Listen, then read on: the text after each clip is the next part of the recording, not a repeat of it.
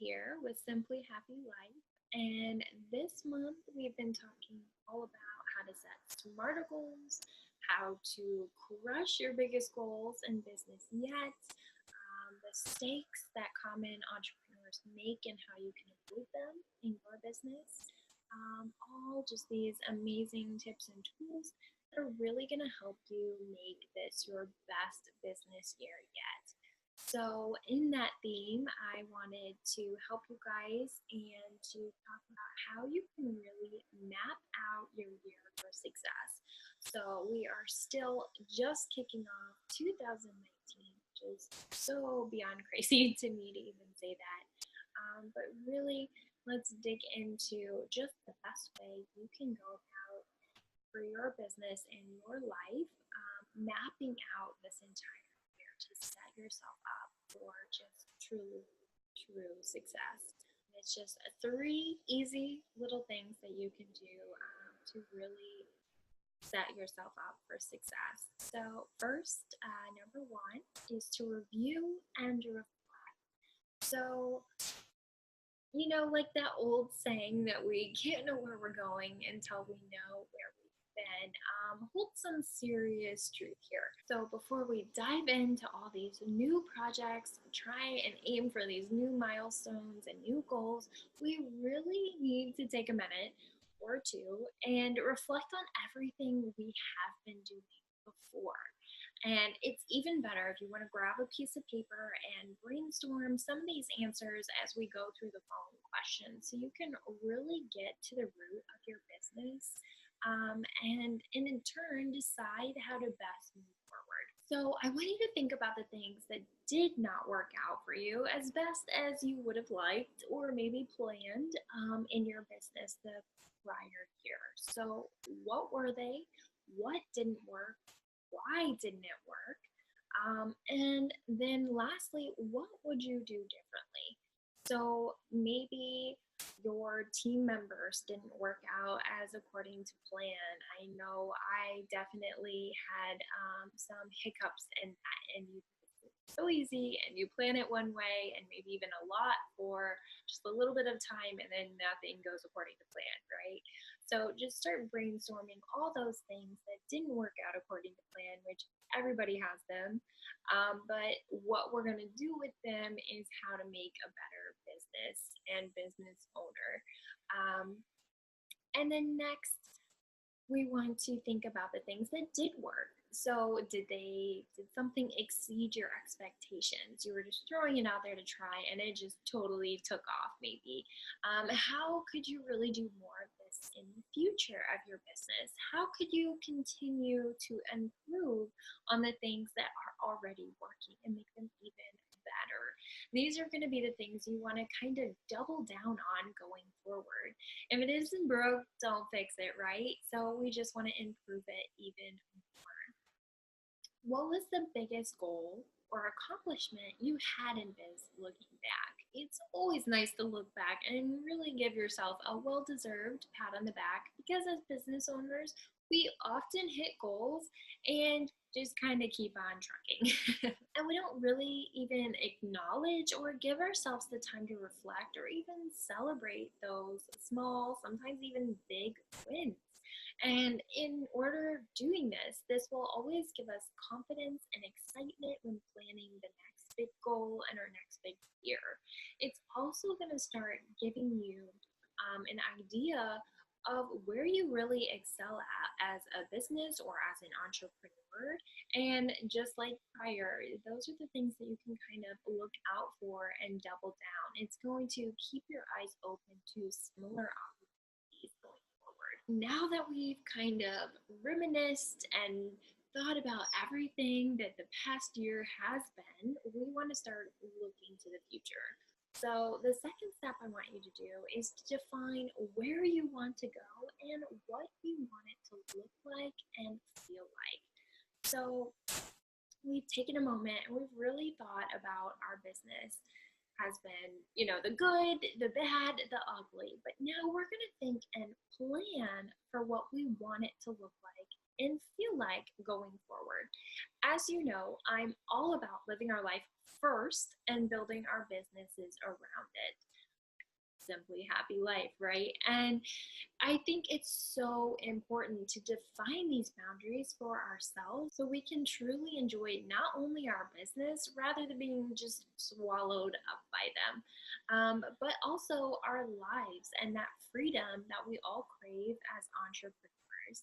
That was such a huge factor in running your own business in the first place. So let's hold true to that and not throw it to the wayside now. Think about how often you want to work. It could be a few hours a day, it could be 4 days a week, it could be a fairly normal 9 to 5 schedule, but with flexibility for taking weeks off at a time. Everyone is going to want and need something different. So don't worry about what it should look like, only worry about what you want. Then we're going to make it happen this year. I remember when I was still in the brand new beginning phases of this business, and there's always so much to be done or that could be done, and I didn't think I could take time off during the week to work out. I thought I'd save it for the weekend, which I'd already allowed myself to have. I gave myself a very typical 9 to 5 work schedule in the beginning of this business. Which was a huge step up from my first business where, I always worked nights and weekends. So to me, it was just that next big step. So I tried it anyway.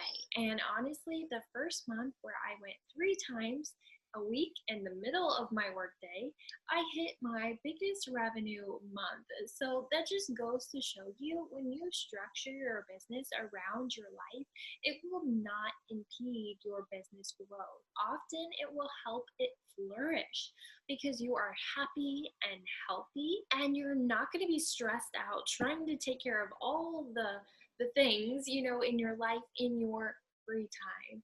So we are bosses. So plan for those things that you value and build around it.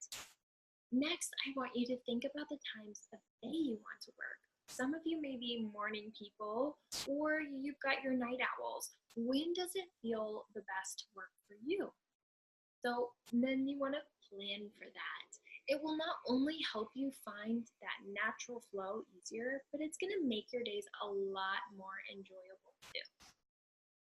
Then think about the type of things you love to do in your business. Are you the creative type? Do you get more energy by working one-on-one with clients? Where do you truly thrive?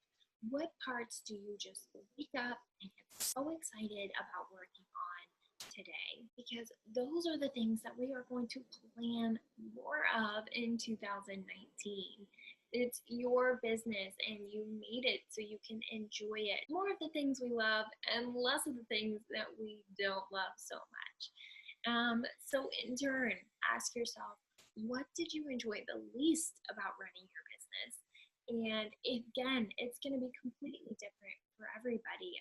Some people hate calls where other people thrive on that. And so it's all about you and your business. So then you're going to ask yourself, how could you do less of that in the future? Is it something that you could cut out altogether? Would that be okay in your business? Is it something you could outsource? Could you automate it? Maybe even just pivot a little bit so you can tweak a small part that you don't enjoy. There are a million solutions, but let's plan on having less of the work that we don't enjoy. And then lastly, I want you to break down those big goals that you've set this month into halfway points, quarterly goals, and monthly numbers. We're going to take that overarching goal and just break it down into manageable chunks. Now, we know how we did it, how we feel, and most importantly, how we want our business to look going forward. Now we're going to break down our big goals into bite-sized chunks so we can obtain them. So one I hear a lot of is the goal to hit 100,000 in revenue. But other than just a number, what does that really mean for you and your business? We need to break these big goals down into manageable pieces so it is actually actionable rather than just some pie in the sky number to us. So let's take the 100,000 example and break it down. So we're going to figure out the amount in revenue to how much that means per month. So for 100,000 goal, that's about 8,335. I'm rounding it up to make it easier. So then you can figure out how many products or clients you need to hit each month in order to be pulling in, an 8K month and then in turn, 100,000. You can also break it down even further if you're selling products or courses and you're not in that big client packages to give you an even more tangible idea. So that broken down even further would be about $2,084 a week. That's if there's 4 weeks in that month, or $417 a day. And again, that's if you're working 5 days a week. But you can divide these all by the outlines and the boundaries that you set prior. So if you're only going to work 4 days a week, then you need to divide it by 4 and so on. Then you have basically created these stepping stones to help you with your aim and to get you closer to that big goal. So you know exactly what you need to hit every week, every month in order to obtain your huge, big revenue goal for the year. And that's all I've got. Those are the 3 ways that you can really set yourself up for success this year. And if you're ready to just crush your biggest goals yet, you can grab my Ultimate Successful Goal Setting Workbook, complete with an exclusive video that I will help you set and crush your biggest business goals yet.